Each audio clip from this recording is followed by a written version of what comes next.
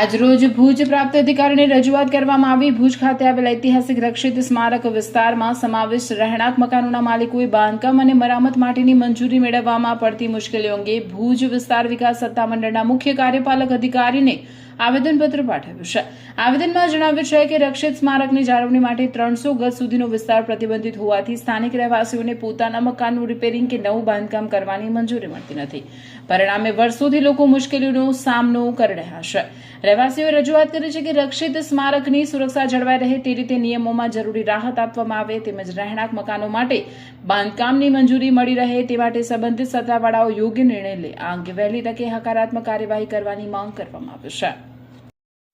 જે ગત અઠવાડિયે વોર્ડ નંબર 7 અને ખાસ કરીને જે સોસાયટીઓ છતરડી તળાવ અને છતરડી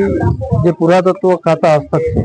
તેના ખોટા અર્થઘટન કરી અને એના 200 થી 300 મીટર એરિયામાં જે 40 થી 50 વર્ષ જૂના મકાનો છે એમાં રિનોવેશનનું કામ હોય કે એને ધ્વંસ કરીને નવું બાંધકામ કરવાનું હોય ત્યારે એમાં મંજૂરીઓ નથી મળતી। એના ભાગરૂપે આજે લગભગ સોસાયટીના બધાએ આગેવાનો સાથે કચ્છ જિલ્લા હાઉસિંગ ફેડરેશન અને આ વિસ્તારના તમામ નગરસેવકો ભાઈ શ્રી રાજેન્દ્રસિંહ જાડેજા અને તેમના સાથી કાઉન્સિલરો સાથે ભાડાના સીઓ પાસે આજ રજૂઆત કરી છે અને એમને એક હૈયાધાર આપી છે કે ટૂંક જ સમયમાં એ પુરાતત્વ વિભાગ સાથે બેસી અને અમારી તો મૂળભૂત માંગ એ છે કે જે છતરડી ઓરિજિનલ છે એ કચ્છ રાજવીનું અંતિમ ધામ છે ત્યારે ત્યાંથી કરીને મેન એના સેન્ટરથી 100 મીટર કે 200 મીટરની ત્રિજ્યા ગણવી જોઈએ। એની જગ્યાએ સમગ્ર એ તળાવ જે છે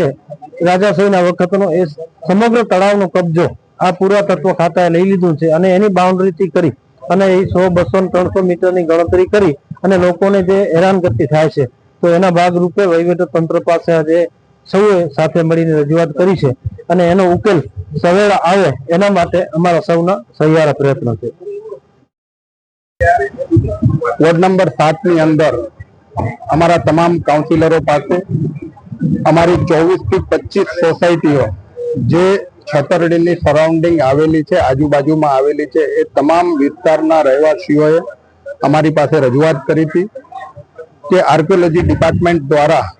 અમારી આ 24 થી 25 જે સોસાયટીઓ છે અને 40 થી 45 વર્ષ જૂની છે અને આ જૂની સોસાયટીઓમાં કંઈક પણ મરમ્મત કરવી હોય તો પણ એનામાં અડચણ રૂપ ઊભું થતું હતું અને આર્કિયોલોજી ડિપાર્ટમેન્ટની ખરેખર જગ્યા જેટલી છે એનાથી વિશેષ બહાર નીકળી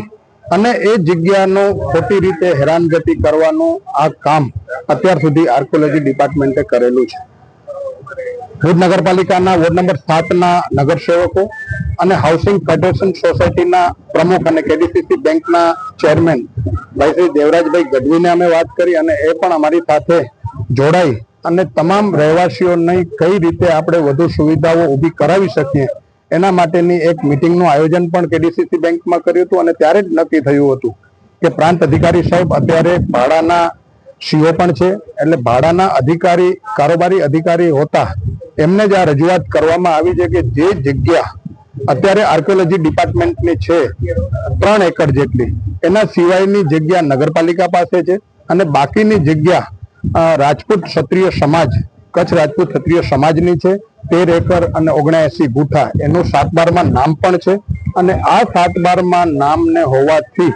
અમે એમના પણ કાગળિયા આપ્યા છે। જે જૂના જે આર્કિયોલોજી ડિપાર્ટમેન્ટના ભાઈ પ્રકાશભાઈ વજીરાણી પાસે મહેશભાઈ ઠક્કર મેહુલભાઈએ પણ અમને આ બધા નકશાઓ મોકલ્યા હતા એમને પણ આ બધા નકશાઓ અમે તમામ નકશાઓ સાથે ડોક્યુમેન્ટ સાથે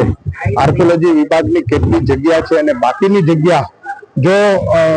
રાજપૂત સમાજની હોય અને નગરપાલિકાની હોય તો ત્યાંથી માર્કિંગ કરી અને આ બધા વિસ્તારોને કોઈ અડચણ ન થાય એવી રજૂઆત અમારી હતી અને એનો અમને ખૂબ જ સારો જવાબ પ્રાંત અધિકારી સાહેબ પાસેથી મળ્યો છે ભાડાના અધિકારી તરીકે છે અને અમને ચોક્કસથી એવું છે કે એમને કહ્યું છે કે બધા ડિપાર્ટમેન્ટોને સાથે રાખી અને 2-5-10 દિવસની અંદર ત્યાં સ્થળ મુલાકાત કરી અને તમારો આ જે સમસ્યા છે એને હલ કરવાના પ્રયત્નો કરશું।